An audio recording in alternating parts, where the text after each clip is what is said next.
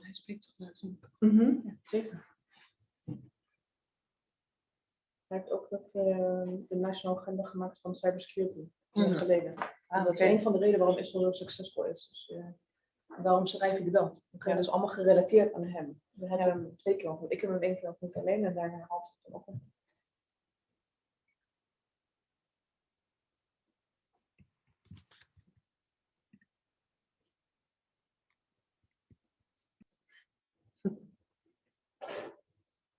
Dat is heel veel wel.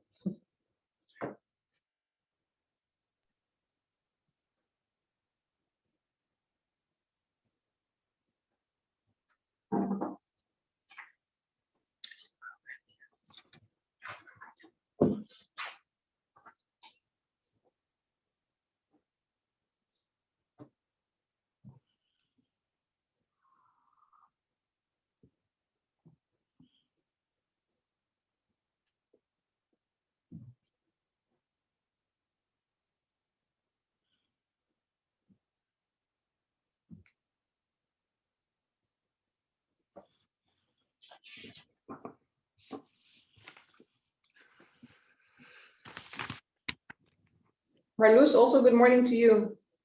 We're going to start really soon. Okay, that's fine. Great.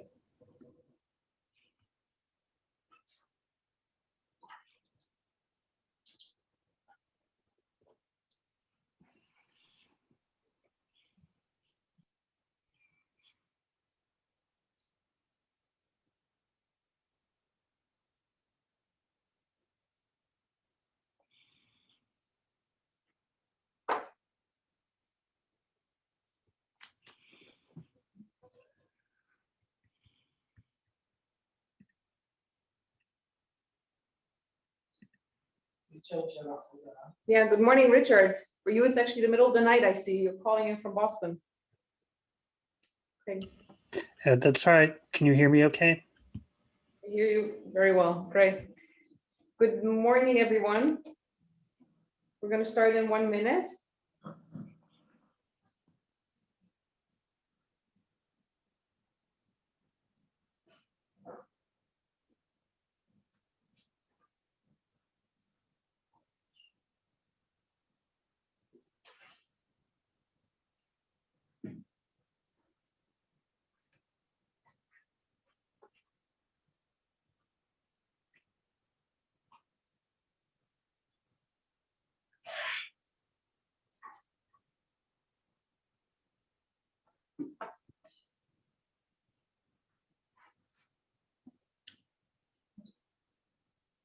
Good morning.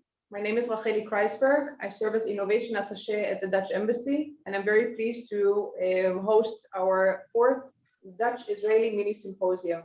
Today, we're going to focus on the subject of AI and health. And I would like, first of all, to invite my colleague, Marieke Monroy, the Deputy Ambassador, to say a few words. Marieke? Yes, thank you very much, and welcome to everybody. It's a pleasure to have us, to have you here in our mini symposium. And as you may know, the Dutch Embassy harbors the Innovation Center, the Israeli Dutch Innovation Center, the IDIC. And we are particularly proud to have on its board Dr. Efrat Sheffer, who is the president of Philips in Israel, Dr. Chen, who is the co-founder and CEO of College Limited. So both companies are also very active in artificial intelligence and health. And we are pleased to have also Dr. Chen Sagiv later on in the program. Now, in our embassy, we foster research and development cooperation between our 2 countries. And because of COVID-19, we were forced to reinvent a way of doing this. And we created new digital forms, such as this mini symposium. And if you want to know more about them, please follow our events on social media. But now let's talk about artificial intelligence. In the Netherlands, the Artificial Intelligence Coalition has been set up to stimulate artificial intelligence activities. And this coalition is a public-private partnership between the government, business, education and research institution, as well as civil society organizations. And together they collaborate with the ambition to position the Netherlands at the forefront of knowledge and application of artificial intelligence for prosperity and well-being. Now in Israel, digital health started developing over 20 years ago, and it received another boost when Israel set up its cybersecurity agenda to protect critical infrastructure. And a couple of years ago, Israel issued a national artificial intelligence agenda, aimed at building on the success story of cybersecurity and achieving similar results in the artificial intelligence domain. Now, Professor Ben Israel, who will speak later, he was very instrumental in both these agendas, and I look forward to hear from him. Now, we see a lot of potential for cooperation between the Netherlands and Israel in this field. And should you think of cooperation, then please be aware that there are maybe funding possibilities available through the Horizon Europe program. It worked very well in the past for Dutch and Israeli companies. So I wish you a very fruitful symposium, and I hope it will lead to more joint research and development cooperation in the field of artificial intelligence and health. So thank you and enjoy. Thank you very much, Marieke. And with your opening words, I think that we are at the right moment to introduce Marloes Pomp, who is responsible for the international strategy at the Netherlands AI Coalition. Marloes is the initiator and program officer for the blockchain and AI projects within the Dutch government, which include projects in the field of digital identities, logistics, healthcare, finance, food, and more. And she is also responsible for the international strategy and partnerships of the Dutch Blockchain Coalition and the National AI Coalition. Marloes, please. Yes, thank you. Hi, everyone, and thank you for having me. I'm representing the Netherlands AI Coalition this morning. You already mentioned it's public-private collaboration. It was an initiative by the Dutch government. All the ministries in the Netherlands are part of this coalition. A lot of universities and schools, a lot of corporates, startups and SMEs. At this moment, around, I think 500 organizations are part of this coalition, and they are participating in several working groups. So there are working groups for health, for mobility, for agri-food, and so on. And we also have working groups for common topics like the human capital agenda, data sharing, research and innovation, and which one do I, startups and scale-ups. So all the organizations which are a member of this coalition, they participate in one or sometimes in more working groups, and together they try to set up projects. We have a very active working group for health. I think 200 organizations are part of this group. And if you want to learn more about the activities of this working group, feel free to reach out to me via LinkedIn or email, or you can take a look at the website. And yeah, of course, we should inspire each other on how can AI contribute to better health and care, and how can we get access to enough data in a safe and friendly and privacy-friendly way. And I'm really looking forward to all the solutions and ideas that will be presented today. And I also hope that we can find some areas where we can set up a collaboration between the Netherlands and Israel. Well, for now, it's wonderful joining you. And like I said before, feel free to reach out if I can help with anything, or if you want to learn more about the coalition itself. Thank you, and have a very, very nice event. Thank you very much, Marloes. And I'd like to say a few words as well, and I will share with you a presentation. As I told you, I serve as Innovation Attaché at the Dutch Embassy, and I'm part of the Netherlands Innovation Network, which connects innovation worldwide. First of all, if we talk about the Dutch side of the artificial intelligence world, then you can see here that the Netherlands has an AI startup landscape, and what is circled in red are the startups that focus in the field of health. In addition, as Marloes introduced, the Netherlands has the NL AI Coalition. What does Israel have in the field of artificial intelligence? It has enough for all the Dutch companies to partner with. One second, I'm trying to move. Yes, so you can see here that there are plenty of Israeli startups in the field of artificial intelligence, and hopefully those will find ways to collaborate with. And startups are entities that require also a lot of financing. And in this aspect, I think that Israel adds another interesting angle to the artificial intelligence ecosystem. And one second, I'm trying to, yes. And that is that Israel has a lot of venture capital also in the field of AI.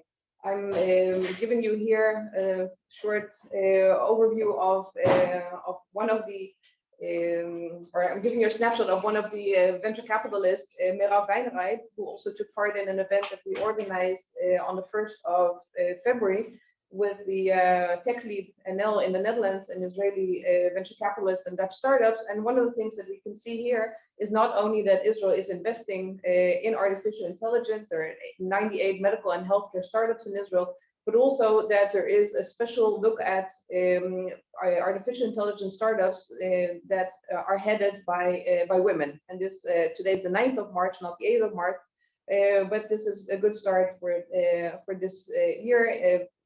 Taking into account also female entrepreneurship. If I move on, sorry, my presentation is, okay, sorry. So the Israel Innovation Authorities, the Israel Dutch Innovation Center's objective is to strengthen the Israeli-Dutch innovation cooperation. We have a website, Marieke mentioned beforehand that we're called for short IDIC, idic.org.il. And we organize in the Corona times, we organize virtual startup nation and scouting missions, but we also have in normal times, we have face-to-face missions. We organize startup pitching events, such as we are planning on doing with Startup Bootcamp in a few weeks. We arrange speaking engagements for conferences. We organize matchmaking and partner searches and carry out innovation days, mainly with the region of Brabant, that is well known in Israel for the companies ASML and Philips. How can we help you?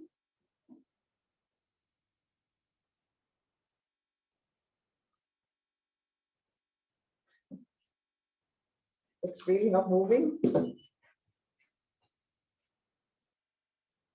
Sorry. Okay, so Marieke mentioned also that we should look at the Horizon Europe as a funding mechanism. My background is in the EU projects, collaborative research projects, and therefore I strongly emphasize this as a funding mechanism for any bi or multilateral cooperation.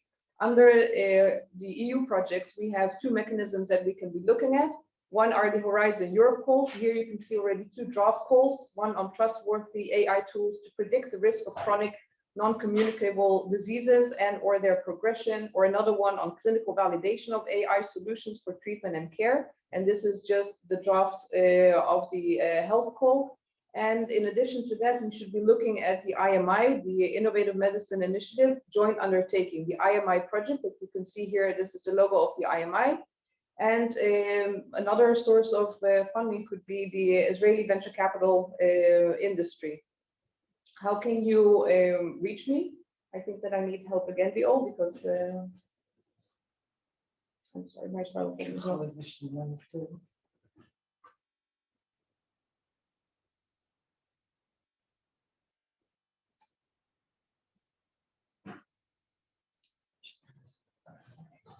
Okay. So because I don't want to take up the time, how can you reach me? You can reach me through the website, and there are several ways. One, we have an onboarding form in which you can share with me what you're looking for. You can approach me by through social media, and what we can do together is also set up an innovation opportunity in which you define what you would like to do, and we will help you then find the Dutch or Israeli counterparts for your activity. I will end my presentation by this, and we will move on now to the first presentation by Professor Yitzhak Ben Israel. I'm very honored to host Professor Ben Israel, who's the director of the Blavatnik ICRC and Yuval Ne'eman workshops at Tel Aviv University. Professor Ben Israel studied mathematics, physics, and philosophy at Tel Aviv University. He headed the IAF Operations Research Branch and focused on the analysis and assessment division of AIF intelligence, and was the head of the military R&D in Israel's Defense Forces and Ministry of Defense between 1991 and 1997. He joined Tel Aviv University as a professor and was the head of the Curiel Center for International Studies, and he headed the program for security studies between 2004 and 2007. In 2002, he founded and headed the Tel Aviv University Workshop for Science and Technology and Security, and was also a Knesset member. There is a lot that we can say about you, Professor Ben Israel, and I welcome you to address us in person. Thank you very much. And I would like to thank you also for inviting me. I have, I guess, some 20, 25 minutes, something like this. So I will go directly into the business matter. Let me first share my screen.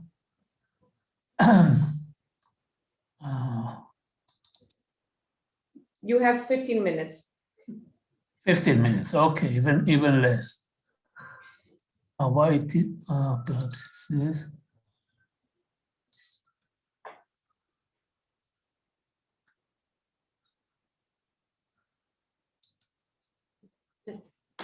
Okay, this is the right one.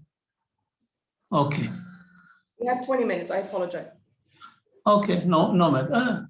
Well, let me first say a few general things about the AI market. I guess everyone here knows it, but it's a huge market. Currently, it is estimated to be something like 2 trillion, I mean, 1,000 billion US dollars. And it's going to raise by almost 1 billion every year. This is the whole, what is called AI-derived global market. It includes not only the AI part of it, but the whole product, the cost of the whole product. And if you look at the direct AI market, it's a little bit less, but still very impressive. It's something between 1/4 to 3/4 of $1 trillion of US dollars. That is every, let's say 1% of it is already significant for small states like Israel or the Netherlands. 1% may be 2-3 billion US dollars, which is not so. I mean, it's something that we can achieve. Therefore, because of this, the Prime Minister called me. This was in June 18. I was appointed by the Prime Minister in June 18 to submit to the government a national program for strengthening the national security and the scientific technological resilience of Israel. And here you can read, I took it from the appointment letter. Here you can read what is the vision, empowering Israel as a scientific technological power, not only for economic and social security and security in the defense sense, but also to strengthen Israel as a secure democracy and knowledge-based society. And the objective seems very ambitious, to put Israel as one of the top 5 countries in the world in artificial intelligence within the next 5 years. Now, let me say how we are going to do it. It's the methodology we used is more or less the same as the one I used some 10 years ago, 2010, when I got from the same Prime Minister the same type of appointment to submit to the government a 5-year plan that will make Israel one of the top 5 countries in the world, but not in AI as it is today, but in cybersecurity as it was in 2010. And then we come to the conclusion, which is the same here with AI. We come to the conclusion that the rate of change of, at that time it was cyber technology, now we speak about artificial intelligence technology, the rate of change is too fast. I mean, it's so fast that no one can really predict what will be, well, how this field will look like, let's say 3 or 5 years from now. Usually in human life, one generation is 30 years, in computer technology is 1.5 years. Therefore, 3 years from now, it's 2 generations ahead, and no one can predict what will happen. And therefore, the only way to stay in the picture and to play a role in the global field is to have the right ecosystem. It's not to have the right technology. We don't know what technologies we will need 3 or 5 years from now. But we know what are the problems today, and we know how to build the right ecosystem that if we build it well, this ecosystem will identify the problems, will identify the technologies, and nurture them and develop them. And this is based on 3 different axes. The first one is the most obvious one is the axis of technology. When we say AI, we don't necessarily mean only machine learning and deep learning and neural networks or data science. Usually when people speak about AI, this is what they have in their mind. One cannot really play a major role in AI without the computing power, which is the last bullet here, if you look at the axis of technologies. I mean, the only reason why we are engaged in AI today and we were not engaged in it 10 years ago, 20 years ago, is because of the development, the very fast development of computing power. And then in between, we have robotics and autonomous systems and networked distributed intelligence, which is not well developed yet. And even IoT and sensors. I mean, first thing that you have to bear in mind that the AI is not only one narrow technology or discipline. It should be a mix of several disciplines like the ones I put it here. In each one of them, by the way, we had a committee, a kind of national committee. Altogether, we had 300 people working on it.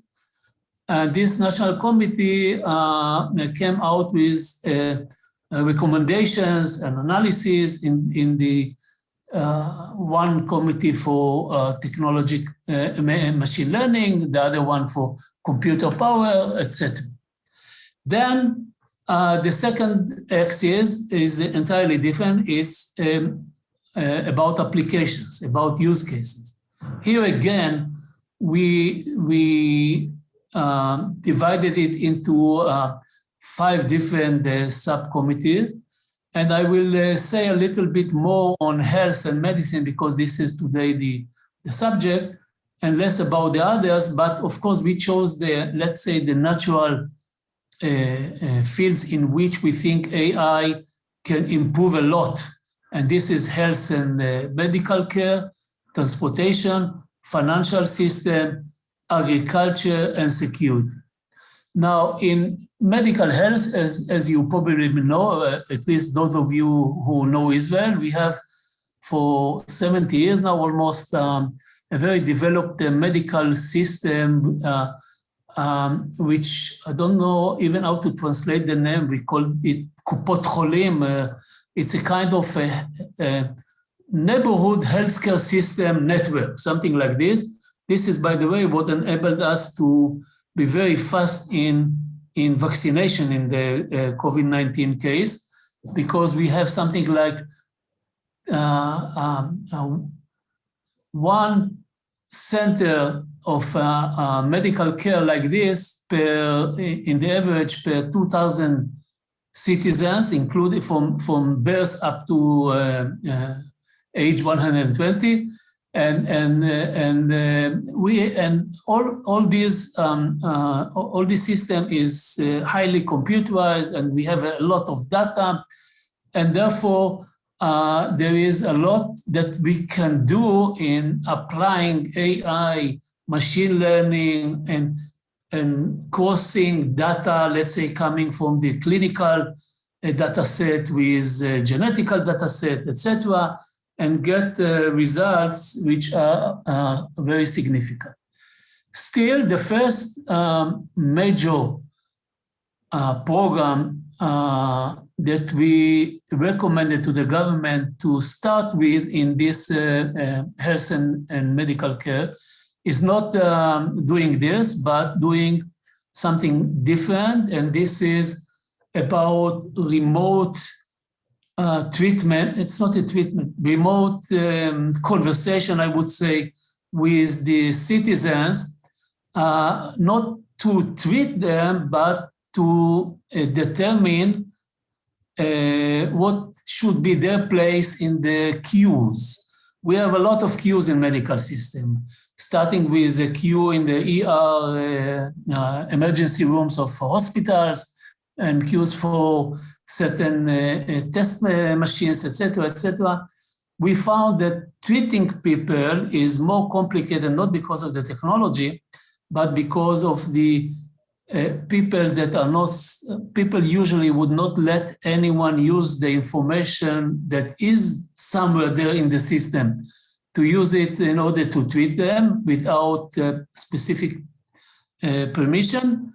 And people are suing hospitals and suing doctors, and a lot of problems which are not technological at all, but belong to human nature. And as you know, human nature is also one of the forces, perhaps the strongest one, forces of nature. And still, when it comes to determining your priority in the queue, then it's easier. One of the reasons that you can see here that we also chose agriculture was because of this observation. I mean, we found that plantations, for example, have also diseases and viruses and DNA. It's very similar from the scientific point of view. It's very similar to treat human beings, but without all these sensitive issues of privacy. And no three have ever sued any hospital or something like this. And this is one way to bypass the human obstacles in applying AI for healthcare. One way of bypassing it is using agriculture. And then we came to the third axis, which is the most complicated one. It's not so simple at all. It's the cross-section axis or the government axis. Here we have a lot of, the main work was done here because we recommend, for example, like we did in cybersecurity, Israel is still, I think, the only country in the world in which we teach cybersecurity in high school. We recommended to include AI also in the curriculum of high schools. I'm not speaking about universities. In universities, it should be obligatory for all the faculties. Some faculties may learn, some faculty students may learn how to write AI algorithms. Most of the faculties would have a course according to our recommendations only of how to use AI algorithms.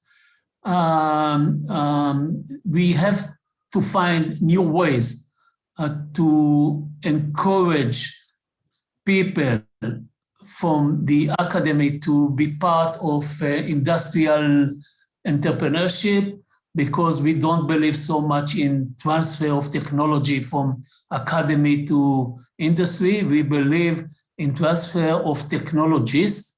I mean, when we speak about emerging technologies, it's more in the mind of people than it is in the written, than it is written somewhere. And therefore, the key issue is to encourage people from usually these two different cultures, industry and academy, to cross the borders between the institutions and to participate in the other one. Education, I mentioned. Of course, opening academic research centers everywhere. And then we have problems of regulation. I just mentioned them, legislation, ethical problems.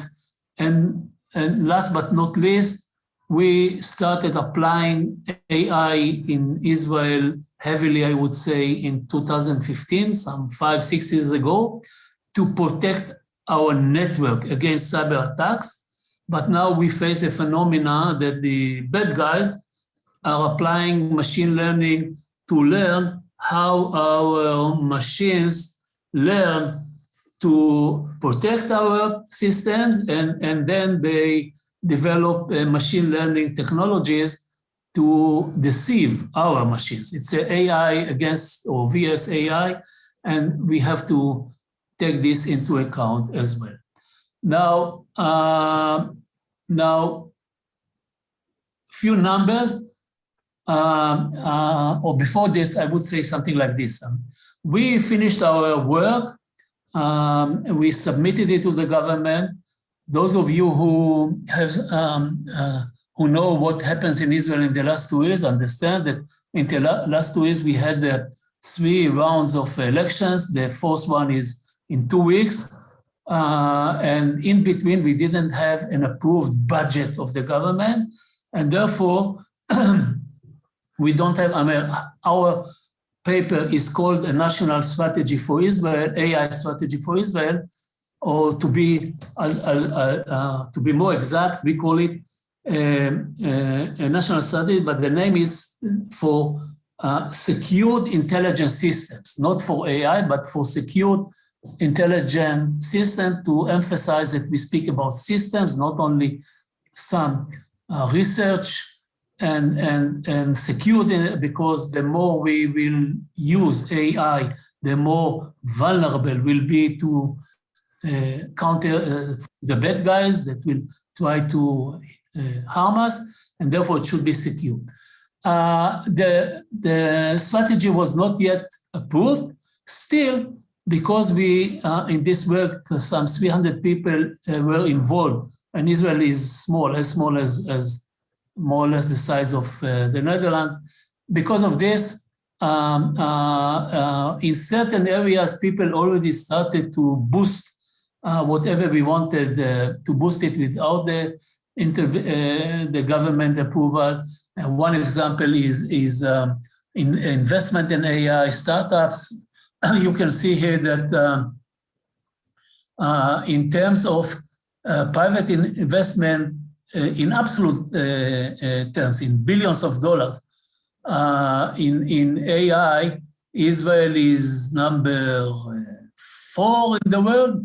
I mean, in absolute numbers, and of course, if you do it per capita, no one can compete us. We are already ranked to be, I mean, there are 2 giants, usually the US and China in AI, and some in the second layer, we usually are there. Here in this study, we are here with Japan and UK, and UK, and just recently published index by a European think tank to us, which I like more because it has a lot of details inside.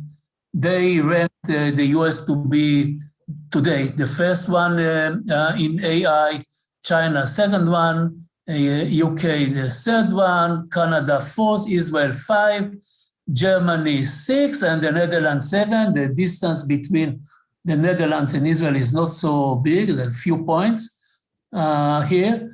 And if you look into it, you may find that we get great marks in talent and the overall system.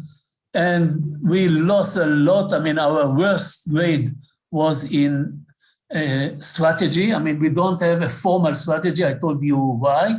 I guess once the government will approve it, we will jump to to be more or less with the UK, the same number of same place. So the goal of being one of the top 5 in the world is not imaginary. It's not something that is, you know, a vision that no one can achieve. I think, yeah, I think by this I finished my 20 minutes, and of course, if there is some question or remark, I can answer it now. Thank you very much, Professor Ben Israel. Due to time constraints, we will have to move on. We still have 5 speakers ahead of us. So thank you again. And I'd like to introduce Dr. Jeroen Maas, who is the Challenge Lead Health at the Amsterdam Economic Board. He has been working at the Amsterdam Economic Board, driving transitions in healthcare with a focus on the use of data, technology, and artificial intelligence. Jeroen, the floor is yours.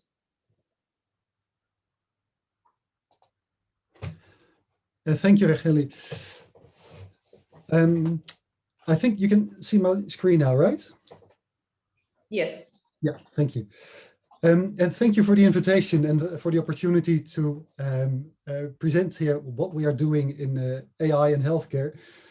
And do remind me, please, that I'll send you some more information about the health and AI startups that we have in the region, because we have dozens of them. I think in the last count we had over 80, and that was just in the Amsterdam area. So I think the Netherlands is catching up in artificial intelligence and health startups.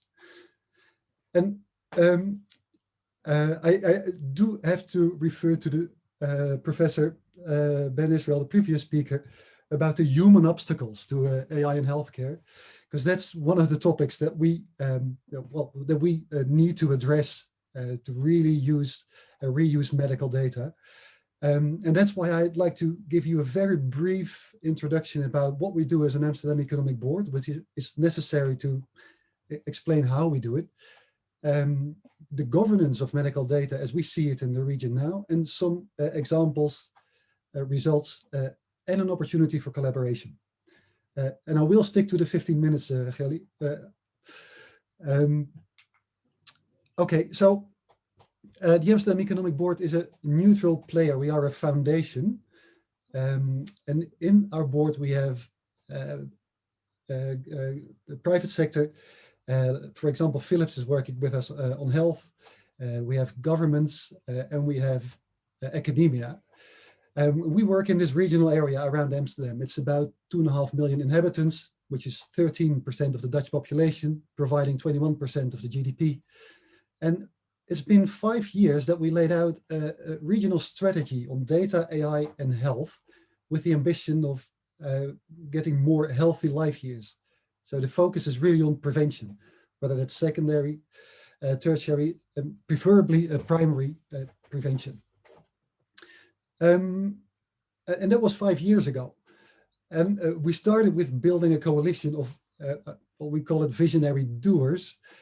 And that's been quite a challenge, because when you talk about our medical system in the Netherlands and about health and about artificial intelligence, it means that you need to involve the government, you need to involve academia, you need to involve care providers, industry, and we need to work together with them.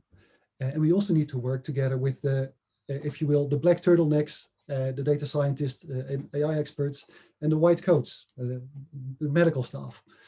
And that's been quite a challenge, mainly to find those people that are willing to cross the bridges, because there are many bridges to be built. But as you know, that is, when you get out of your comfort zone and start building those bridges, that is where the magic starts happening. We at the Amsterdam Economic Board, we build these public-private partnerships that align with our AI and health strategy.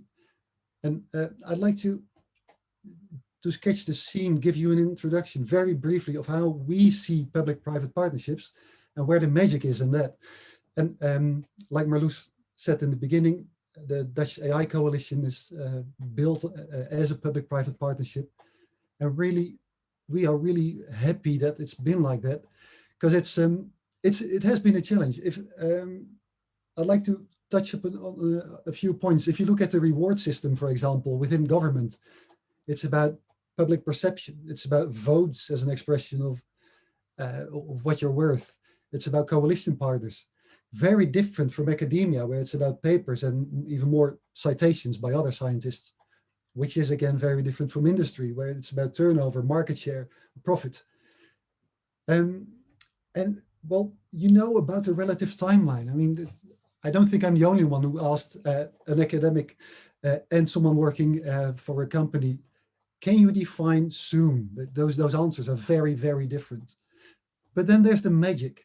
If you put them together and if you're willing to build on each other's strength, where the government's role is really to set the rules, create the environment, regulate the market, and keep health and healthcare affordable. Academia is really the researcher that studies, and industry makes it possible. There's no one that can scale as well as industry. And that's why we like to work together with, for example, Philips in the coalition that we have on our regional data infrastructure. So we need to do this in a public-private partnership. We can't do it from one sector alone. That's we're convinced, every single one of them. And that's the government of, the municipality of Amsterdam is involved. We have 3 different hospitals, 1 academic hospital. We have 2 universities. We're connected to the Dutch top sectors. And there's industry represented by Philips. We're working with Roche Diagnostics. Everybody knows and is convinced that we need to do this, reusing of medical data in a public-private partnership. So what do we have? And this is not just a region, it's in the Netherlands. It's at least 15 years of longitudinal general practice data of every single user of the Dutch healthcare system. It's just arranged by law. And so that's a minimum of 15 years. Usually it's 20 to 25 years with spots of, for example, a hospital visit where you have genomics data, radiomics data, any other data, lab values, annotations. So if you put that together, it's a really rich source that is, unfortunately, siloed across disciplines, across medical disciplines, and especially across medical organizations. So in order to do meaningful data science and develop algorithms, we need to get them somehow together to make it connectable. That's what we started out a number of years ago with the guiding principles, well, a quadruple aim. Won't surprise anyone. So that's improved patient outcomes, improved health outcomes, improved provider experience, and lower cost of care. But we also want to have sustainable innovation, which means that we need to earn money somewhere. And well, like Professor Ben Israel said, there are issues around privacy, and we took just as a guiding principle, the patient decides who gets access to their data. No government or private organization can ever own medical data. It should never be, they should never be able to buy it, so it needs to be in public hands in a foundation. It needs to be protected there.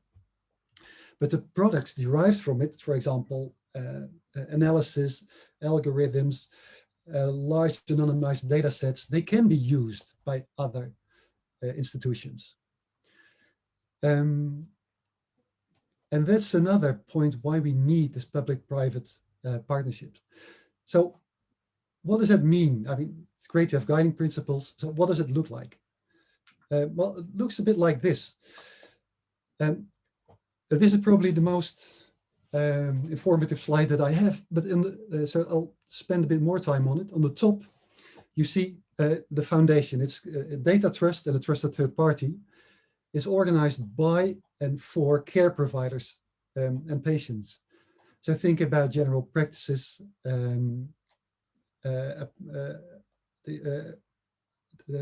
different care, smaller and larger care providers. They are connected there and they made their data connectable. the GP data, and I think that's an important one, might be even comparable to what you have in Israel, as the average size of a GP practice in the Netherlands is about 2,100 patients.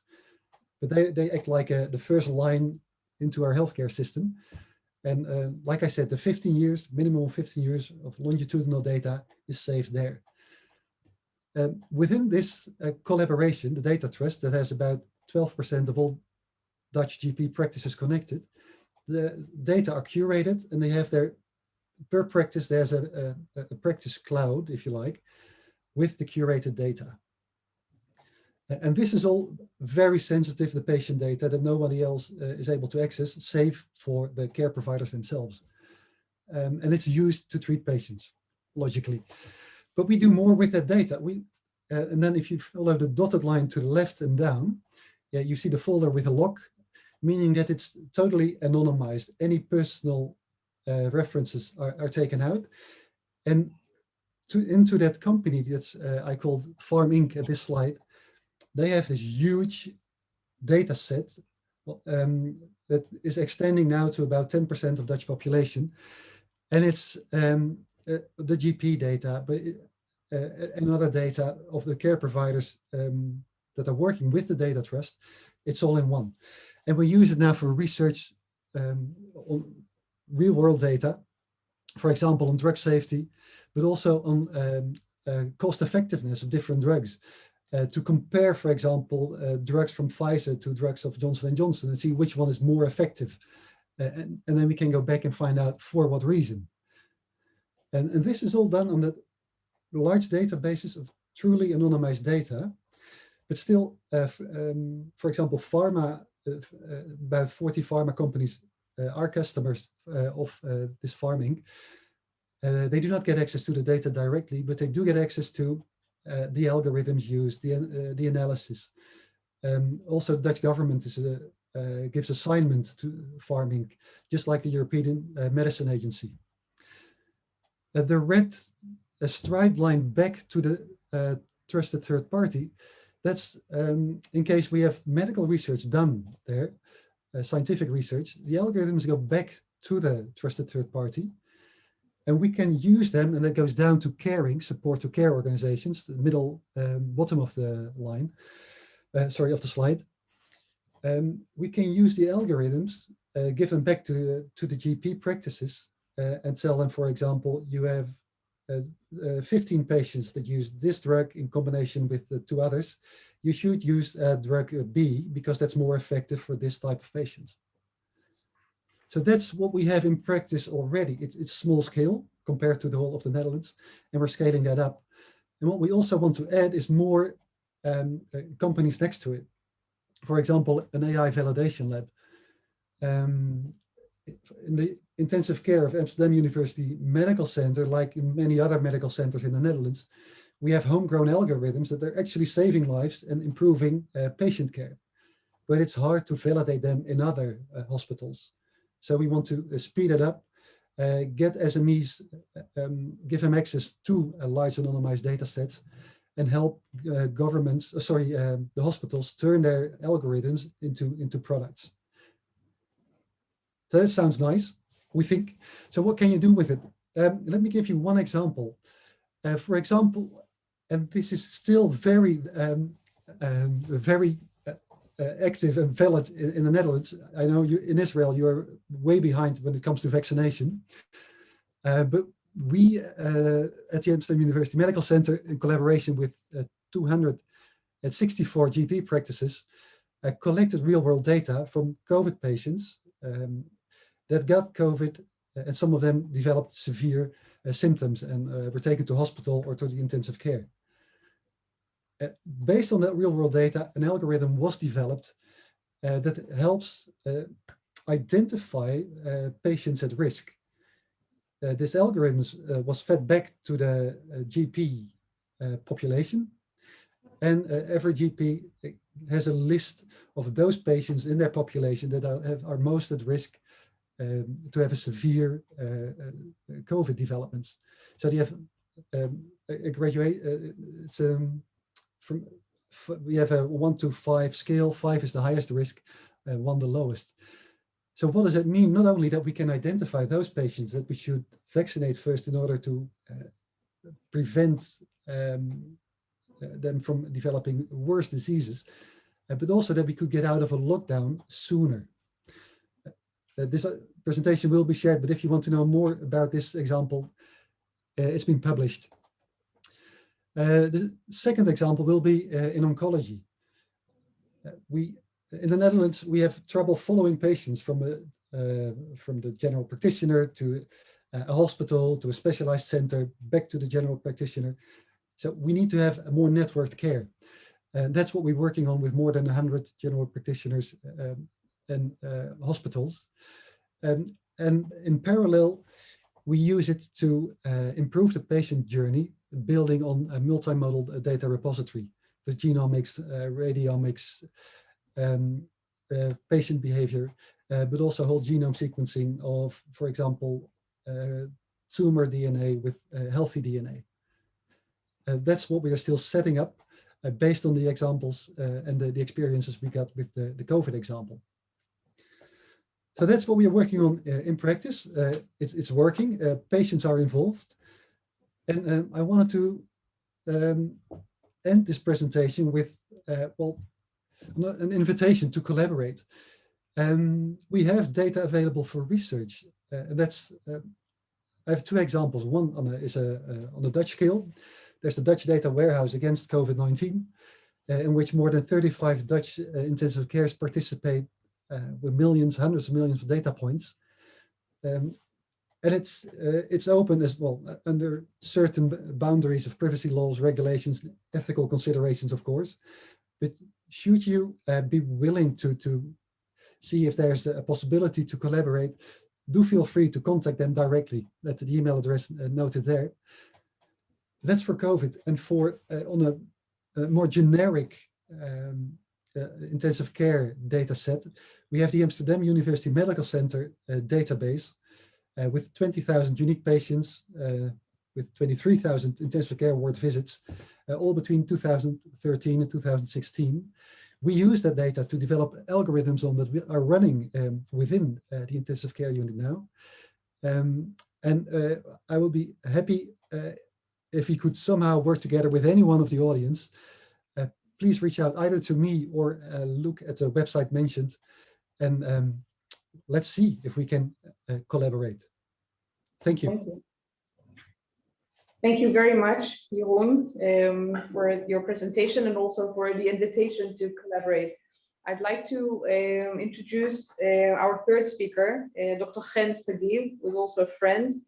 Gen is a co-founder and co-CEO of Sagiv Tech, a computer vision and AI project company, as well as the co-founder and co-CEO of Deep Pathology, a company that aims to disrupt pathology with AI.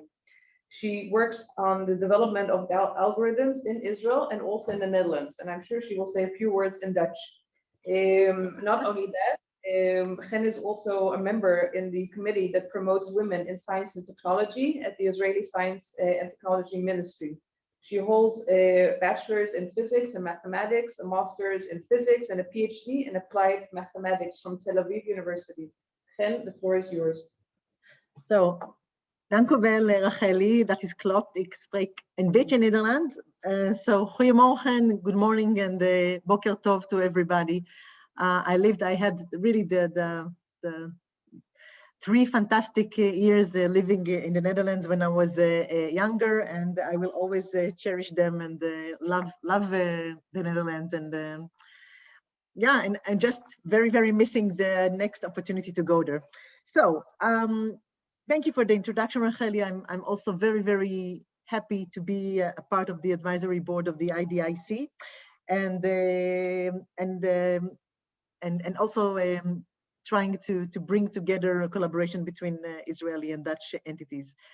So my talk today is on my view of how artificial intelligence will revolutionize the medical world, and I think that the future is bright and good, although maybe at this point in time, yeah, it's not so fantastic.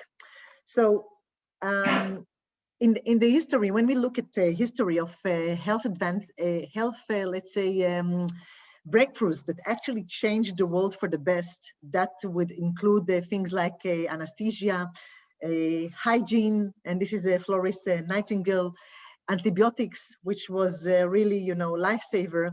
And of course, vaccines, not only for COVID, which is the most spoken about issue nowadays, but also for things like,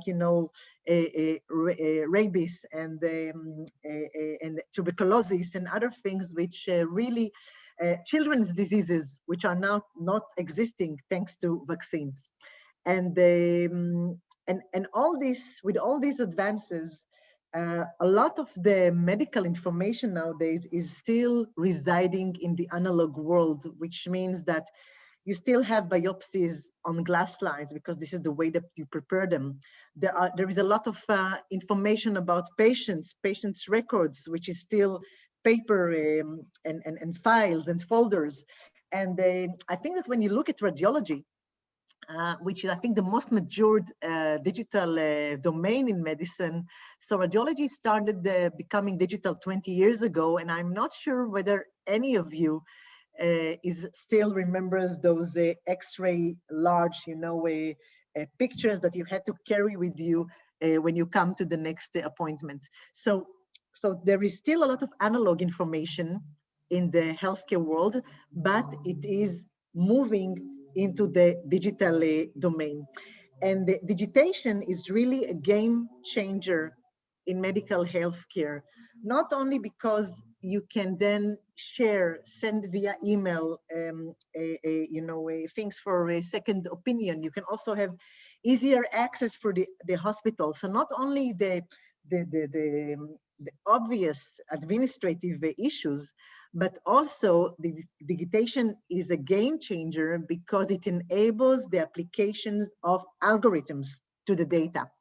And this allows us to build platforms and systems to assist the medical experts and to make their work faster, less tedious, and eventually really improve patient outcome. And I think that this sums up to improving patient outcome and making an impact in this direction.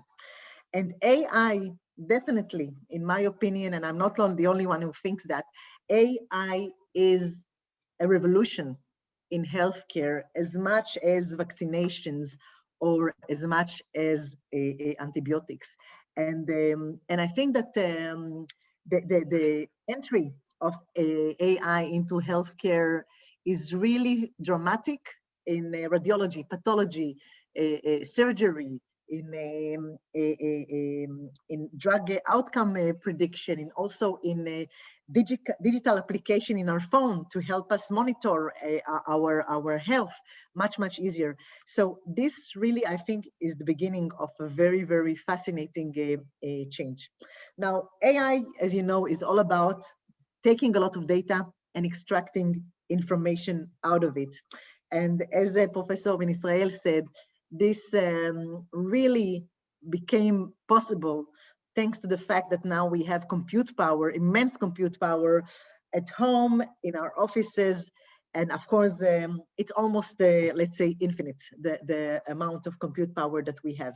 So I think that when we look at the basic building block, the perceptron, which was already sketched in 1969, I think that it's really tremendous to understand how deep the mathematical backbone is, and for creating these deep neural networks that are really came to life thanks to the existence of data and compute power. And I think that now there's a very interesting process because there was the mathematics, then the applications, and now we are going back to the mathematics because the appetite for more sophisticated algorithms is only getting larger and larger. Now, COVID, I think that looking back at the year that we had, I think that most of us would say that COVID, we could live our life really, really nicely without being confronted with COVID. But COVID is a fact.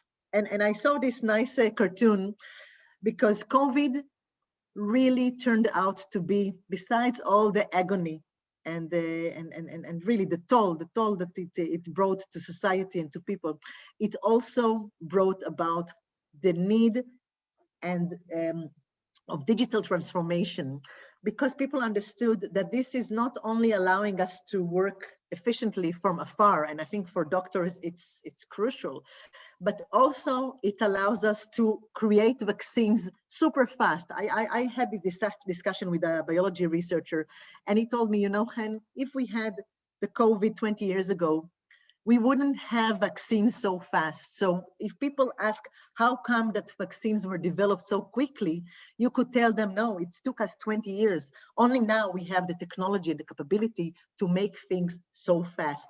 And I believe that we are now building the infrastructure to tackle diseases and to compete with them even faster in the future. And I sincerely believe that we only got started when it comes to AI and healthcare, for personalized therapy, for prevention of diseases, for diagnostics, and for really bringing the right treatment to the person, personalized treatment. I think it's really dramatic the way it's going to change our lives. Now, AI, the need for AI in medicine is not only because the number of patients is increasing and the number of medical doctors is really decreasing. You see it in Europe, in the US, in China, everywhere. But also because we have so much information available from medical doctors. And sometimes I think because medical doctors are becoming subspecialists, and it's really, really difficult to have expertise in a lot of domains. And sometimes you need that and you feel like you are drowning in this amount of information. And the typical usage of AI in healthcare is when companies develop a dedicated solution to solve one problem, and then they provide a black box solution to the medical experts. And this, we saw interesting examples in the last few years from Google's breast cancer detector. This is a company that FibriCheck that does it gives some alerts on arrhythmia from your iPhone, Helicobacter pylori detector for pathology slides, and also I think the future will involve bringing artificial intelligence to the surgery rooms in order to give alert to surgeons in real time when they're doing the surgery. But in order to bring AI to digital healthcare, you need to invest money and you need people. People is a big problem. We don't have, I think, both in the Netherlands and Israel, we don't have enough experts. And I think that this is a challenge that it makes sense to me that we try to figure out together how to bring more people, more women, more minorities to participate in the AI game. But overall, the medical doctors are not always in the loop. And since healthcare has thousands of tasks that are waiting for AI to solve them, I believe that AI solutions should not only be human-centric in the sense that they will solve medical diseases of people, but rather than bringing data to AI experts to allow them to create solutions, I think that in order to scale up, we need to bring the AI capabilities to the hands of the medical experts. So I'm not asking the medical expert to become an AI expert. I think that we as AI experts should bring the tools so that the medical experts can actually play with them and be able to create solutions and advance this field. Now, just a quick word about our platform, the Deep Pathology Studio. So this is exactly what we are trying to do in pathology, to bring AI creation capabilities to the hands of the pathologist. I will skip the slides. The idea, and I think this is also relevant for other domains, is to pinpoint the main problems, create generic solutions, and allow the medical experts to fine-tune these solutions to what they actually need and would like to develop. Now, the idea of such systems is teaching by examples. So we are asking the experts to bring their expertise, bring examples, and this is how there's a collaboration between the medical experts and the AI experts. And this is just these are just few examples of what you can create for cancer detection in the lungs to Alzheimer research, and also estimation of biomarkers when we talk about cancer treatment. But if we want to scale up, and I think that we must scale up, then it's not enough that a single doctor in their lab sits and plays around with AI tools. We really need to find the way to bring AI to the medical market. And the challenge, as I see it, is not only to develop AI solutions that will assist medical problems and that will help us to solve medical problems, but also to deploy these solutions at scale. And this is the way to gain impact. And in order to do that, we need to bring the AI tools to experts in other domains, and we need to find a way to integrate these AI solutions in the day-to-day routine of the medical experts.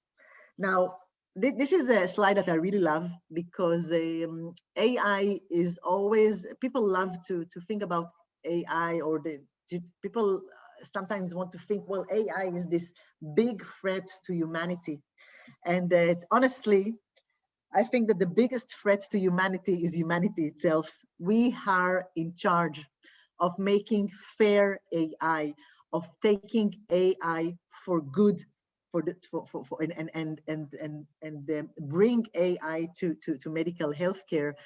So to hold hands with the AI, and I think this combination of medical experts and AI experts is a very strong one. I think that I hope that part of this collaboration between Israel and the Netherlands will be to create such let's say intimate collaborations between these two kinds of experts. And with this, I would like to conclude. Thank you, and pleasure to be here. Thank you, Racheli. Thank you very much, Chen. Thank you so much. I would like to move on to our next speaker, Dr. Pieter van Gorp, who's the program manager at Eindhoven Artificial Intelligence Systems Institute, EASI, at the Eindhoven University of Technology. Pieter has obtained his PhD in software engineering at the University of Antwerpen. He has been an assistant professor in information systems at the Technical University of Eindhoven, and he focuses on digital health platforms. Besides that, he manages the program of health data science within the Eindhoven Artificial Intelligence Systems Institute. Pieter, the floor is yours. Thanks a lot. So I was indeed invited to give an overview of the health research taking place at the EASI. And EASI stands then for the Eindhoven AI Systems Institute. Now, it was nice to hear already by Racheli the mentioning of Brabant as indeed a quite entrepreneurial region. Over here, I of course also give many credits to Amsterdam and Rotterdam, but in terms of company involvement, you find charts like this listing companies like Philips, NXP, ASML, and what have you. Coming to Eindhoven University, within that region, we are in a university with 9 departments, ranging from computer science to industrial engineering and innovation sciences, which is a broad term, but in departments like that, you even find specialists on topics like philosophy and ethics. And that is, in my view, not so well known when it comes to the technical universities. In terms of numbers, we're proud to serve 12,500 students. We're also proud that these students are very entrepreneurial, challenging, or being challenged by all kinds of competitions worldwide. Also, a large number of PhD candidates, supervised by 600 faculty members. Within that organization came the idea that we had to be more visible on the topic of AI. And that was 1.5 years ago that we then launched the EASI Institute. Together with our industry partners, we then defined this mission to bring AI closer to the real world. And that involves cracking nuts like involving more the involvement of humans, so the human and AI interaction, but also in terms of robotics, making those machines safer to collaborate with humans, and thereby not only taking the pure data-driven machine learning approach that is overwhelming from the international, say, industry-driven AI. That was at the highest level of abstraction, the easy vision back then. Along with high level vision came a number of, in my view, sometimes even scary targets, in the sense that there were quite strong targets in terms of external funding acquisition. But the good news was that the university itself also opened the pocket for making investments themselves. So there you see, for example, a 20 million investment by the university itself, in order to grow then in terms of education, research. Research not only meant that the top-down board said you have to publish more in these prestigious AI outlets, but also they made it possible to attract new AI talent to the university. What did they do specifically? Well, these 50 new scientific AI positions were opened, and most of them are filled by now. These new staff members were helped by means of starting packages. So some roughly 60 new PhD positions were opened to help these staff members. And still we have starting packages left to attract even stronger talent to our university. Also for the existing staff, investments were made within this new EASY Institute, and that M there stands for the Exploratory Multidisciplinary Data and AI Research Program.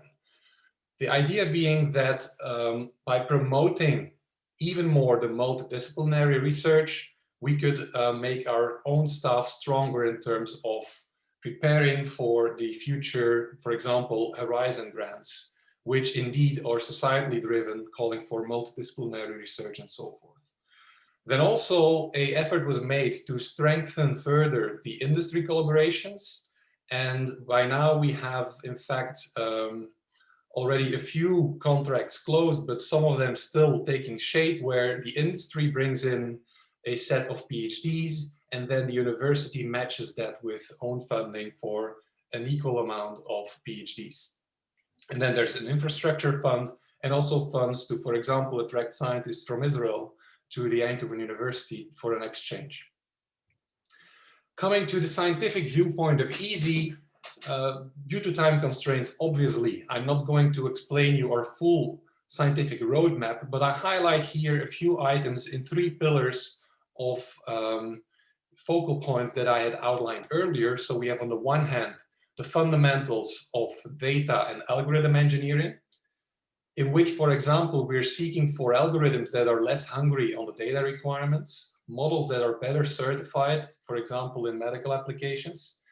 In the middle pillar, we see systems engineering, where topics like working with not always as reliable sensor information as you would like, but also interacting in cyber physical context, where robots need to react real time to sensory events. And then the third, also critical pillar, in which again, I'm proud to probably surprise you with the fact that we have these ethicists and philosophers on board at the university. We tackle topics such as fairness, explainability, contestability, accountability, emotional awareness, and so forth.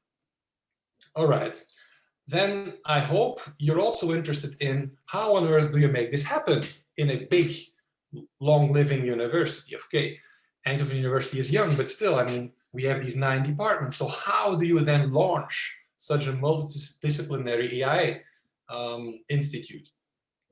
I will be very brief on this slide in terms of animating it, but it's visualizing to you that, of course, it starts with already existing AI researchers, because all those researchers were already doing a lot of AI research.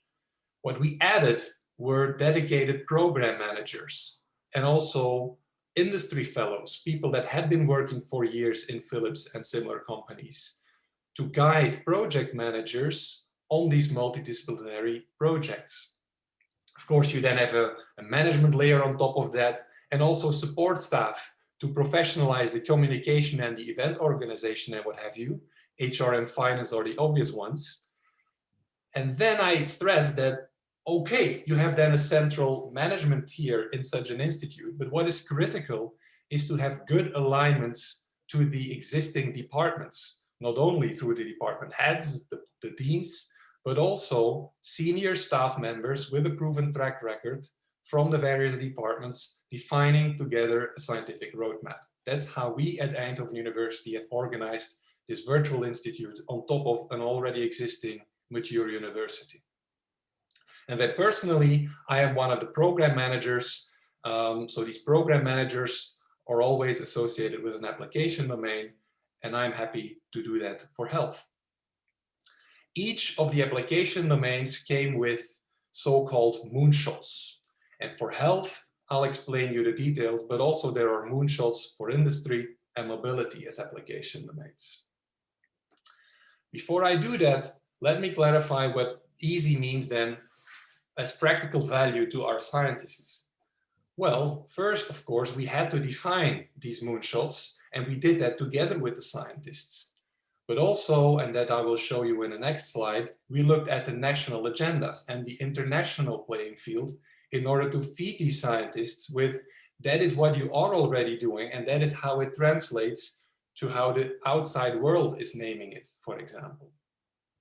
We also organize research meets where also the junior scientists can define what they want to achieve, and we link that to other disciplines.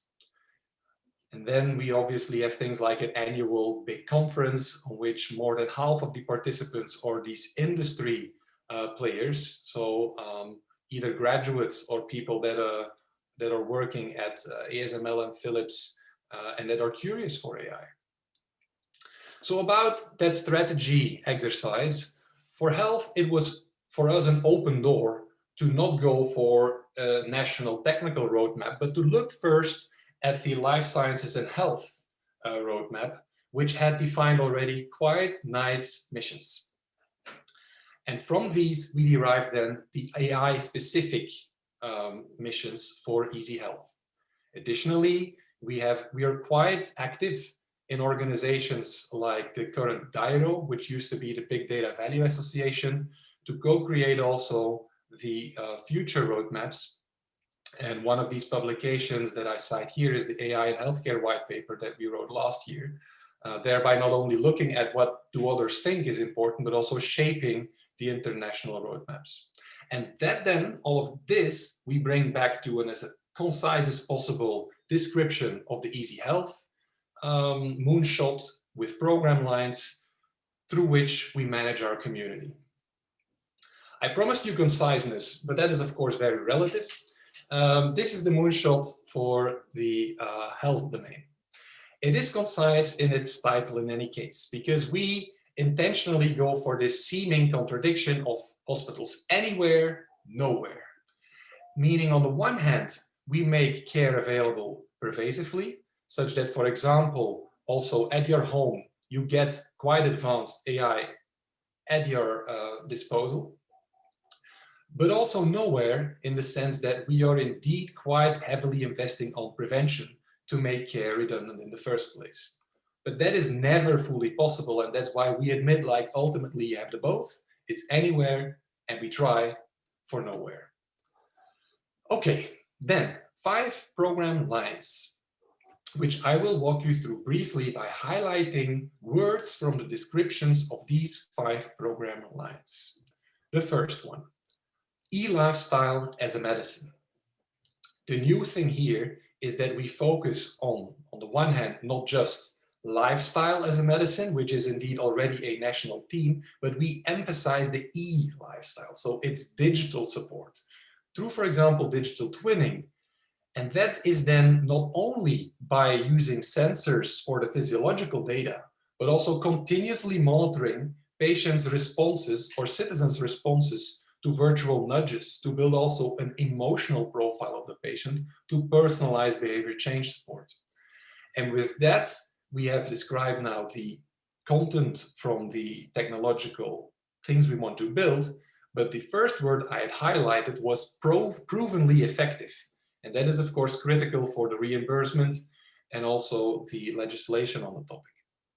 The second one is also a bit in that arena, because that is AI for value-based healthcare, which we have co-designed together with our insurance partners, and again with companies like Philips, that told us very clearly that indeed these days it is about the outcome-driven health, and now the AI support in that is to link operational actions to decide for a certain patient what is adding most patient value with the least cost, and you know, that can indeed be achieved via AI. But the thing of value-based care as such is nothing AI specific, of course. Precision diagnostics. Here I want to emphasize that it's not only about indeed the radiological data or the EMR data, but also the lifestyle data. And for us, the precision diagnostics is exactly in merging all of these various data sources for clever data analyses. Then finally, besides the data program line, we have the warm tech for dementia, which has a very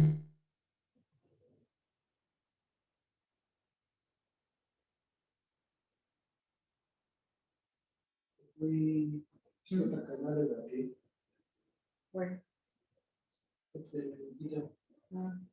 Peter? Yes. Peter, we lost you. You have a really low internet connection. I don't know. Yes, it must be the internet. Do you still hear me? Yeah, we hear you now, and we need to wrap up. Exactly.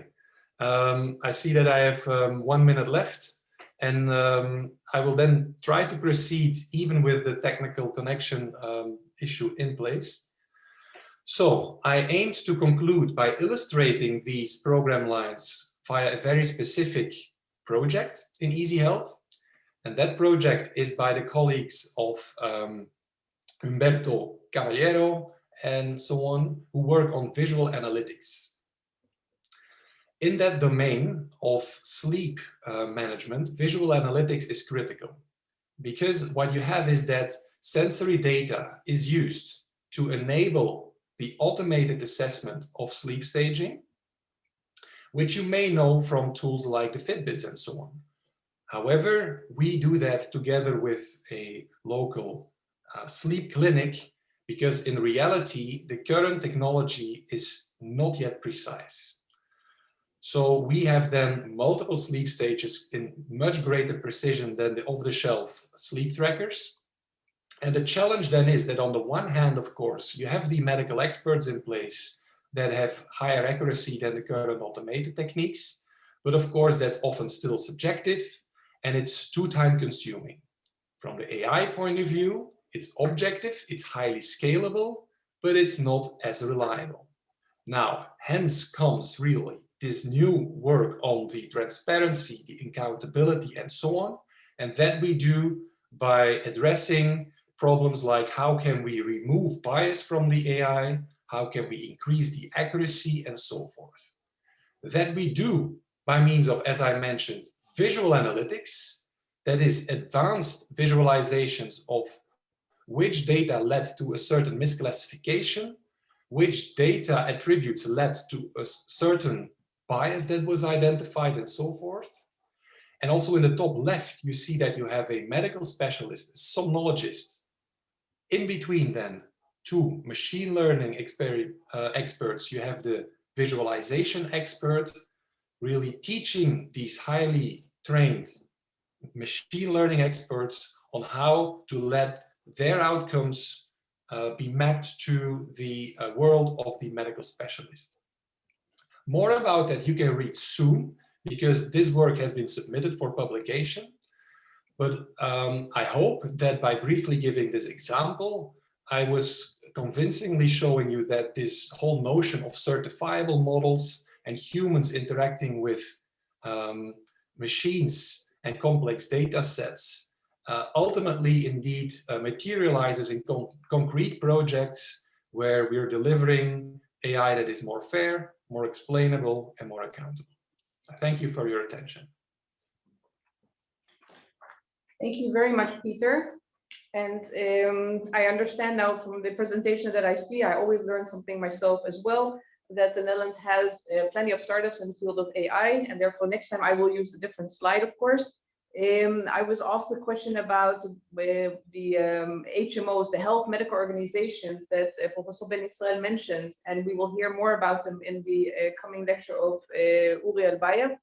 What you can also see clearly from the last presentations was that when we look at the information or the index, the AI index that Professor Ben Israel shared with us, there is a weakness in Israel at the level of strategy, and this could also be a possibility for collaboration. We do not always have to collaborate at the level of R&D, but we can also have it at the level of policy or strategy. So maybe there is room both in Amsterdam as well as in Eindhoven and in Rotterdam to reach out to Israeli colleagues in the field of the strategy. And having said that, the strength in Israel is that there is a lot of commercial investment in the field of AI, which I translate into the existence or the presence of venture capital that is investing heavily in AI. Now, as we are here in an AI event, and it's a Zoom event, I'm going to add another layer to this, and that's the following. We have the fifth presentation of Uri Elbayev, who is not here with us physically. So we're going to have a virtual presentation of Uri. And the reason is very good, and that is his wife gave birth this night.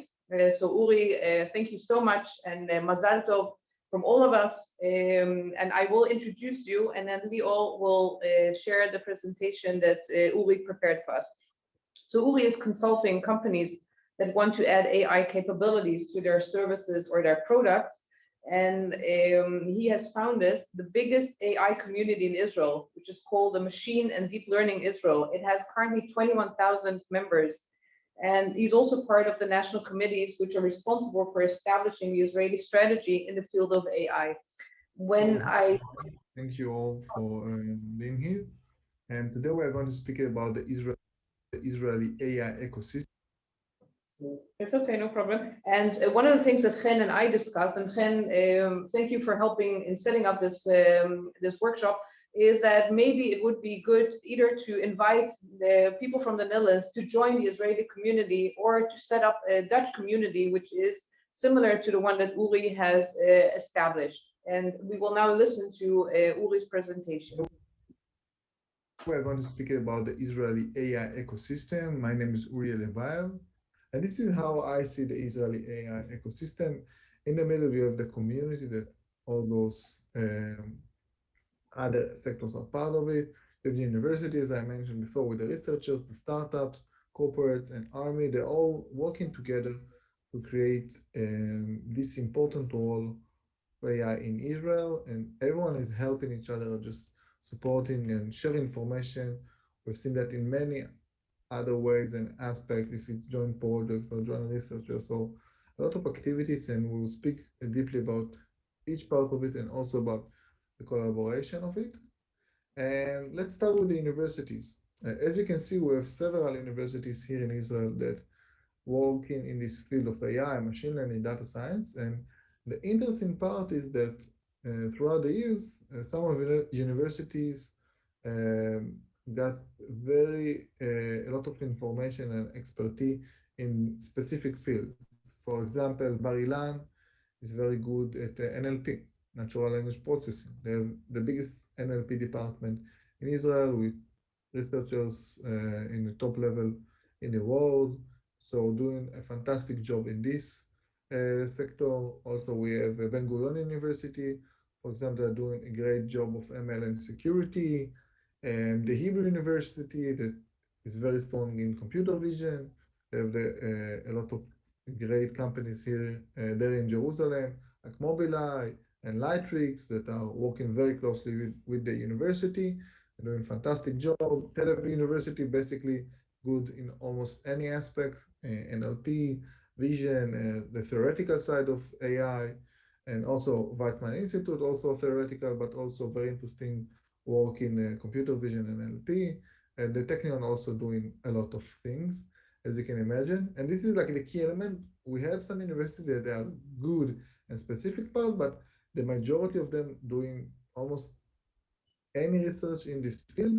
And this is something that's very interesting to see because Israel is not only the startup nation in this field, but also the research or academia nation because the researchers here are really good and they are publishing their work in global conferences and sometimes get even the best paper in some conferences. So this is like a key element in the Israeli AI ecosystems with a very talented researchers that later on join companies, but also publishing a great papers and articles. So this is like a key element here because the entire AI ecosystem is very academical ecosystem. So you can understand why the university has such an important role.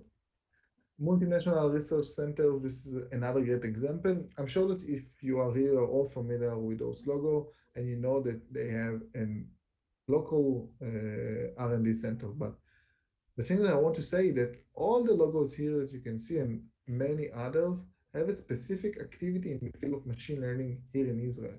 And this is something that's very important to understand because a lot of companies, global companies, are putting efforts specific in this field of AI here in Israel.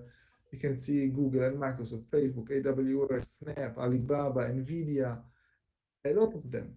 Some of them have a specific department in this field because they know there's a great talent here in Israel. So this helped the Israelis do this research in scale. And this is something very important because later on when they want to open their own company or just do a joint research with academia, they have a strong companies to do that with them that can give them funds or even interesting data. So they have also a very important part in this entire ecosystem because they bring the efforts, the experience, and also the knowledge on how to do it on scale. And another part, and this is the Israeli startup AI landscape, you can see tons of them, and this is also another discussion about how you define an AI startup. So I'm not 100% agree with the entire landscape here, but you can see how many Israeli companies use AI in that way or another to do what they are doing. And this is something that is very fascinating to see that the adoption rate of AI in startups here in Israel, you can see that it's going to be part of any sector. You can see the healthcare, automotive, security, marketing, agriculture that becomes very strong here in Israel. And you can see a lot of companies that are using AI or have their own data science department. And it's really amazing to see that, how they harvest the AI and the leap that we did in this field. I think this is something we'll see more and more basically here in Israel. It will be like saying, you know, that you are a mobile or internet company. Everyone use mobile or internet or whatever. So this is exactly what's going to be in Israel, also in the field of AI. So there are a lot of companies that are doing that, and many more will join. And another part that, as you can imagine, in Israel is crucial part is the army and security agency. You have all these famous units, Mafat. This is like the DoD, Department of Defense. They're funding a lot of research and making a lot of collaborations with universities. And the Shabak and the Mossad, they're all under the Prime Minister office. They are the agency who now in some kind of renaissance because as you can see worldwide, not only in Israel, the private sector, let's say the industry, is much more advanced than those organizations. And this is not in any part of technology, but in AI and machine learning specifically, in Israel, of course. And you can see that in recent years, there's a blooming of usages of AI in those topics in order to save lives and do much more accurate and great job in those specific tasks. So it's very interesting to see how all those organizations have developed or established an AI center in recent years and how they understand that this is a crucial part of their daily job and this is technology that they have to adopt. This is something you can see that is very starting to get a lot of attention here in Israel. So it's an important part because later on those young researchers are going to be part of the academia or startup ecosystem. So it's great for us. to have this great talent. And last but not least is the MDLI community, Machine Deep Learning Israel community that I founded 5 years ago. You can see here a quick brief. This is the most active AI professional community in Israel with more than 22,000 members.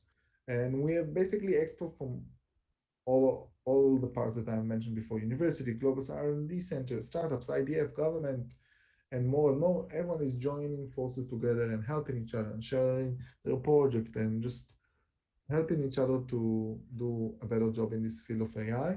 And this is something that is really, really beautiful. And this is a short list of the things that we have done in the last 5 years. Of course, we have a lot of events and conferences on a monthly basis that just sharing information and let people share what they are doing and what the research is about, or some unique companies that have some very interesting work.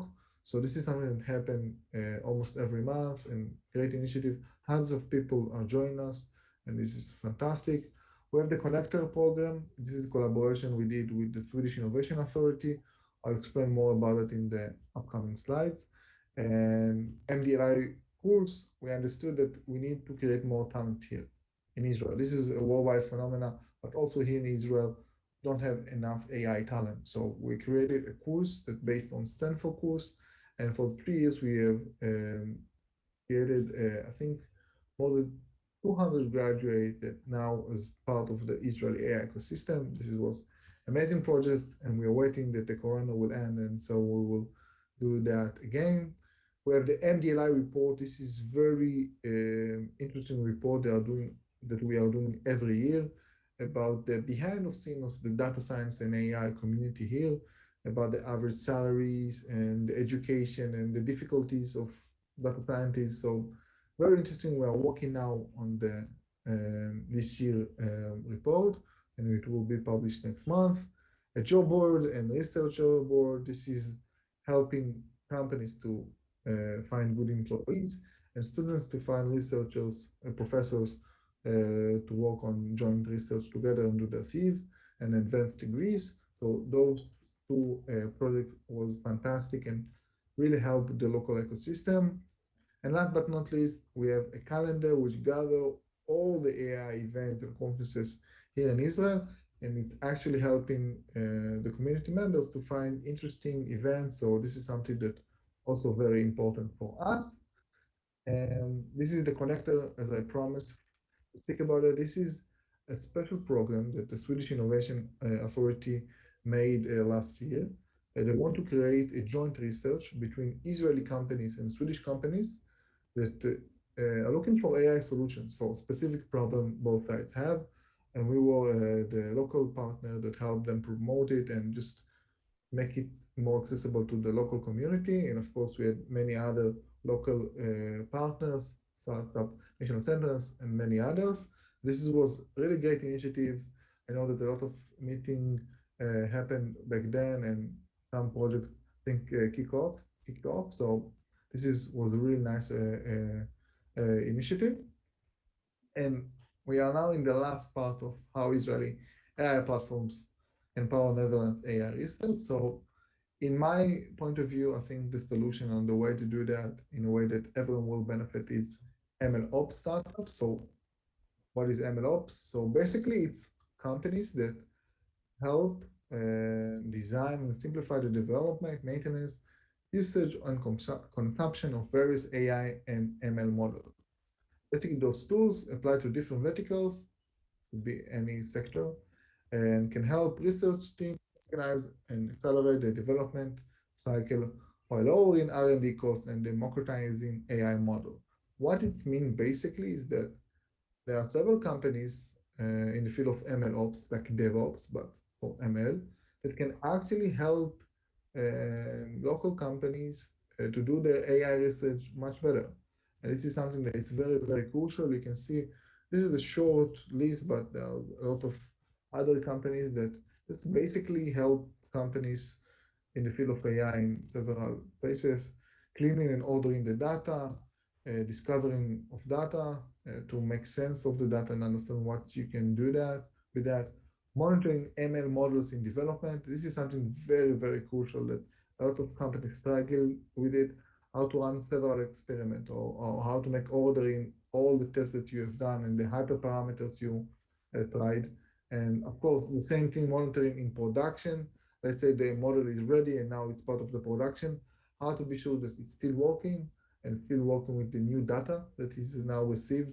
We saw it a lot in the corona that companies needed to monitor their AI models in production, and something that now is crucial for them and was becoming a little bit shaky because the corona changed everything. So this is why the monitoring production was very important for them. And of course, security.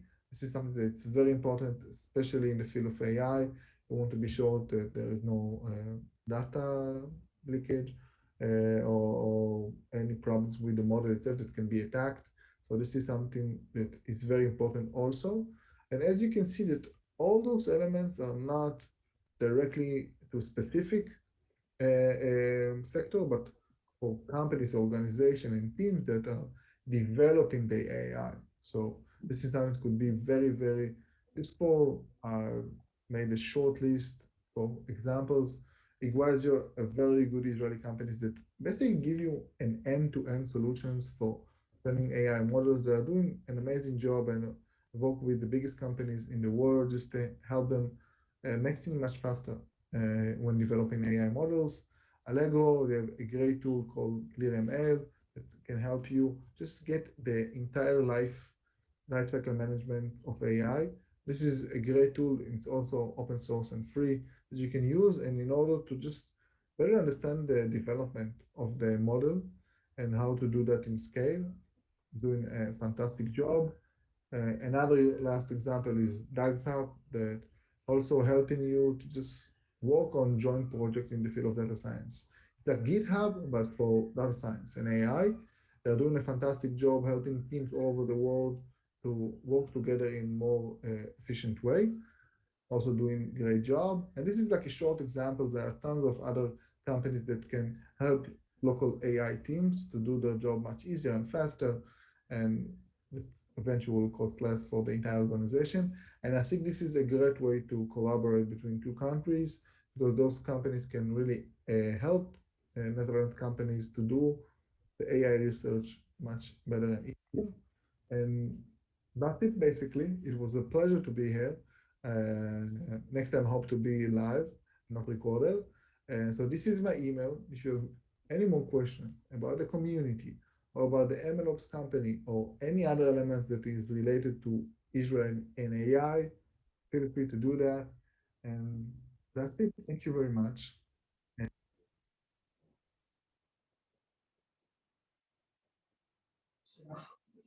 So thank you very much, Uri, and indeed next time in person. Our last speaker is Professor Viro Niesen from the Erasmus Medical Center in Rotterdam.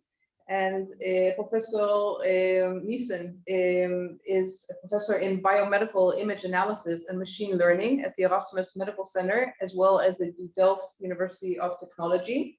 So far, we've mentioned Amsterdam, Eindhoven, Rotterdam, and now we're also relating to Delft.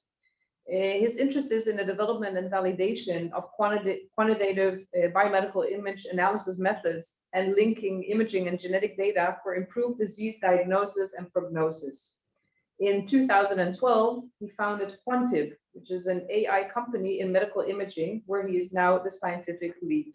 And his presentation will be on the biomedical imaging and genetic data analysis with AI, opportunities and challenges to translate to clinical practice. Viro, the floor is yours. Thank you very much. It's a pleasure to present. So first, I would like to say I'm very impressed with both the academic quality and the enormous innovation that is happening in Israel in the field of AI, which is also rooted in a very strong tradition, I think, in excellent computer science in the country. I've had many collaborations over the year with many people in Israel. Today I'll be talking about our work in AI for interpreting imaging and genetic data. And as a disclosure, I'm indeed working also for a company.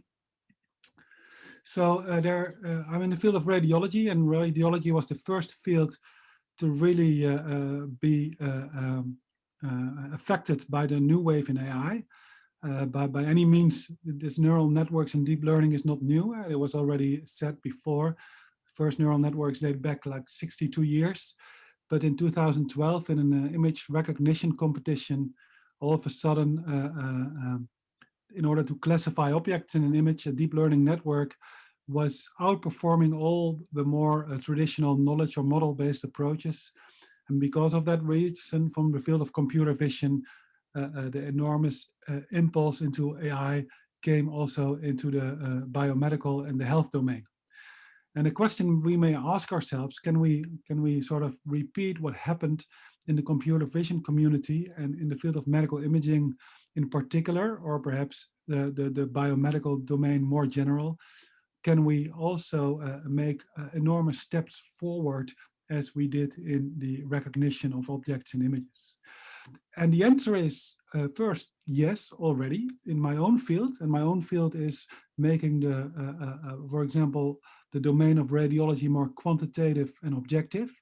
That means from all these beautiful MRI scans and CT scans and ultrasound scans, translate those in meaningful quantification to be able to assess the status of the anatomy and the pathology. So in this process, we see that machine learning and deep learning techniques have now become state of the art. But there's a promise that goes much further. And the promise is that we are currently underutilizing data that we're collecting in the hospital. Often only limited amount of information from imaging data, genetic data, patient profiles is used in the diagnosis and prognosis. And it's used based on accepted models we have. And data science and AI hold the promise that all the information that we collect can be utilized to improve the assessment of the presence of a disease, the status of the disease, the chance that a therapy is successful. So linking all these rich data to these relevant clinical outcomes is the promise of AI. But it's not only the promise, it's also the challenge, because I think people have perhaps overhyped on the short term how AI would affect daily clinical practice. Because we now can see that certain tasks in image recognition can be done better by a computer than a human being, doesn't mean that all of a sudden we're going to be competitive if we compare AI to human intelligence. So first and foremost, we have to realize that often the process of diagnosis and prognosis is not just an image perception task. It is not just trying to find an object or an abnormality in an image. You often have to reason about the data, and the current techniques in AI are less good at that. Also, we need to collect much more information than image data, and collecting large sets of data with all information of the patient, and to share this data for development and validation of algorithms has proven to be a challenge in the health domain.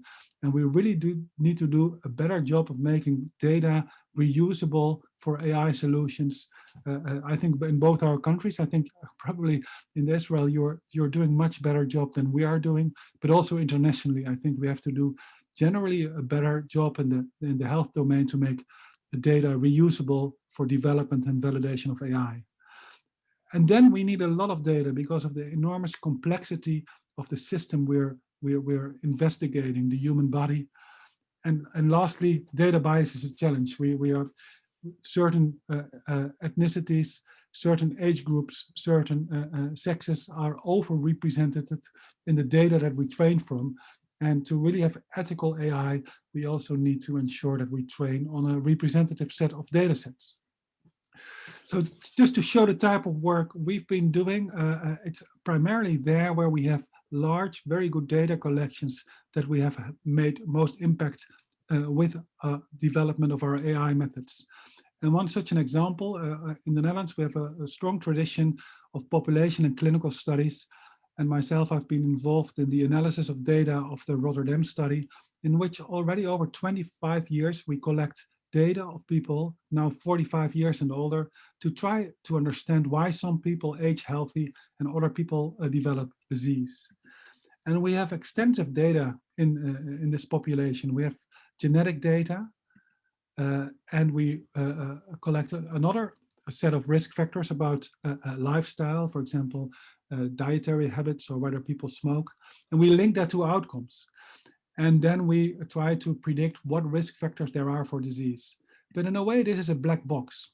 But to open a black box, in between, we now do visits to a research center in which we collect a lot of additional data, including imaging data. And this enables us to study the relationship not only between all these risk factors and clinical outcomes, but also we can study how anatomy and pathology is affected.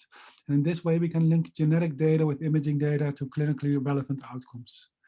Now, this really has become a field of data science and AI, where we use data science techniques to relate aspects of the image to relevant clinical outcomes. And this is also the area in which we have seen the enormous impact of AI methodology. Just to show as one example, one thing we're interested in if we're analyzing MR images of the brain is how different regions in the brain are connected. These are the white matter pathways.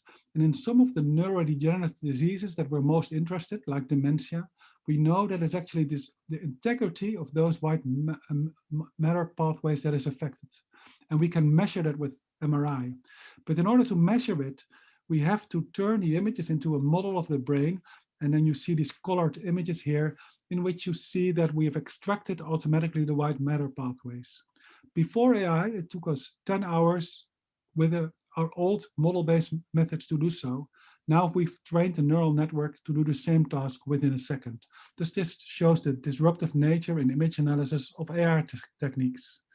Here's one slide of OneTip, the spin-off company that we started, in which we now have developed a tool in which we can compute the same imaging biomarkers of an individual who enters the hospital as we did in the population-based Rotterdam study to make the field of radiology not only more quantitative, but also relate the data that we find to reference data.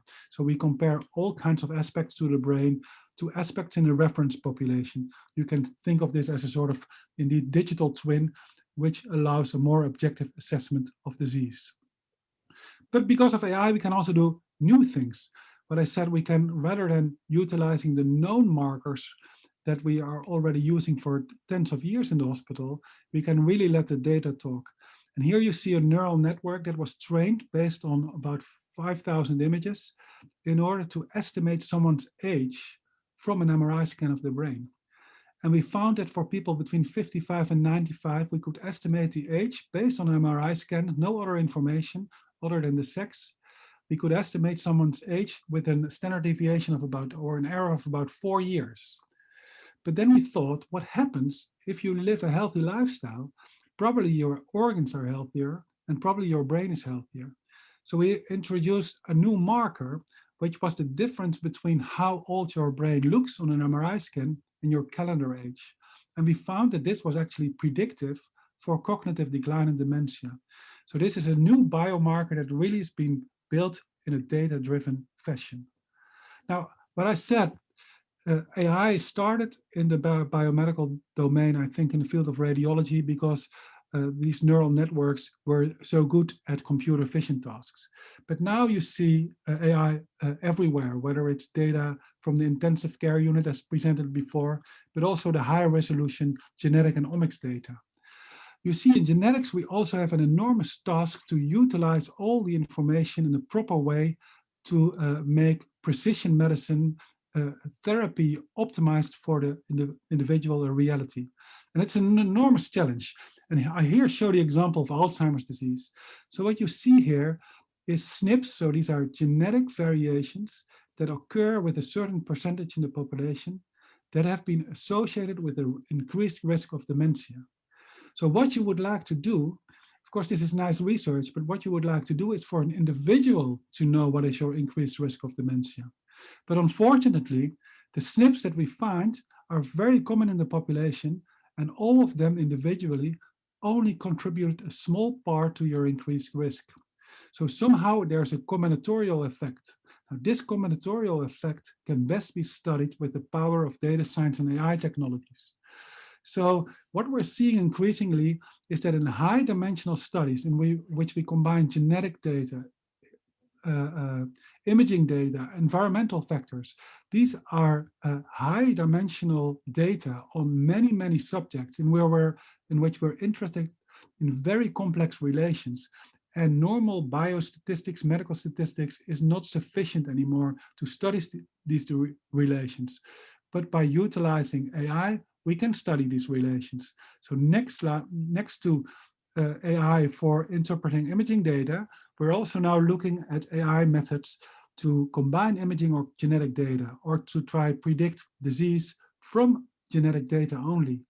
And I think this is really an important new direction in the biomedical domain, in which we will start to make optimal use of data to improve diagnosis and prognosis. Now, what is then needed to make this a success in clinical practice? I think first and foremost, better access to data, because we need data not only to develop algorithms, but also to validate them. Second, good ways to implement these technologies in clinical practice. And therefore, we really have to know how well they perform in clinical practice. Now, this requires international collaborations.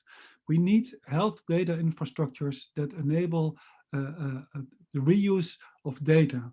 In the Netherlands, we work on that with Health Array. So we want to build a health data infrastructure to reuse all our health data in order to make sure that the full potential of all the data and data science contributes to better healthcare for all of us.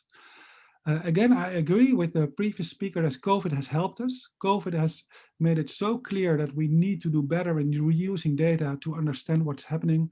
And with the university medical centers and some hospitals, we're now setting up a platform in order to enable the reuse of data. And this really requires individual hospitals to have proper data management. So I think with this, the future of the healthcare system is going to be a learning healthcare system. We should all want that when we go to the hospital, the way we're being treated and the way we're being diagnosed is informed by all the patients that went before us.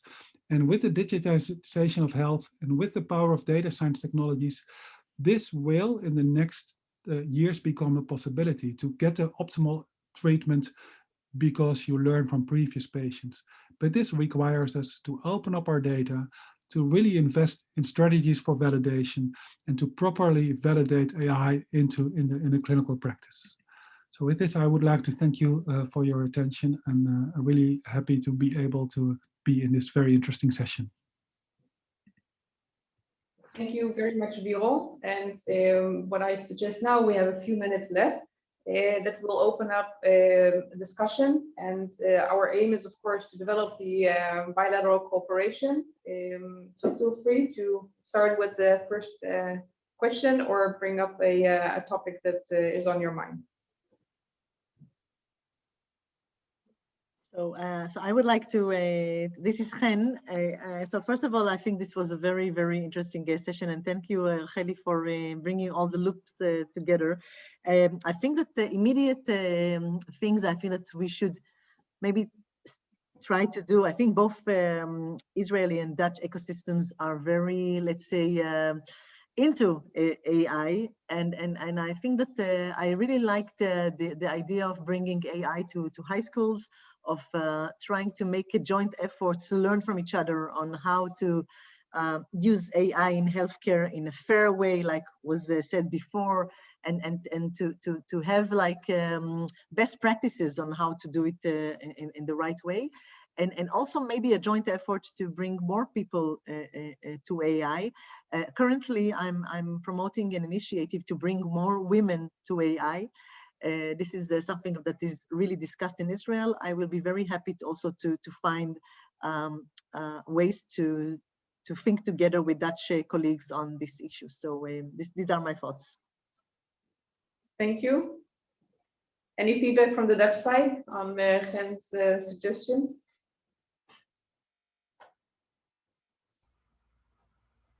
Yeah, maybe to react, Gen. Actually, yesterday we had Women in Data Science Netherlands, an online conference, and within the regions, different regions of the Netherlands, we'll have sessions from Women in Data Science. And I was just looking for the web address, couldn't find it so soon, but I think on the 8th of April, we have a session in Amsterdam on medical data and health. These are all women in data science again, and that's a fantastic lineup. They're really good. They're really, really good. So Yeah. it might be, that might be a starting point. Fantastic. I will, so if you can send me this information, and we try to promote it here to bring also, there is also the Israeli chapter of the Women in Data Science. We can make a connection there, and yeah, I think it's a fantastic idea. Thank you. Thanks. Great. I also have a question for you. I'd like to see how many of you are considering to apply jointly for Horizon Europe projects.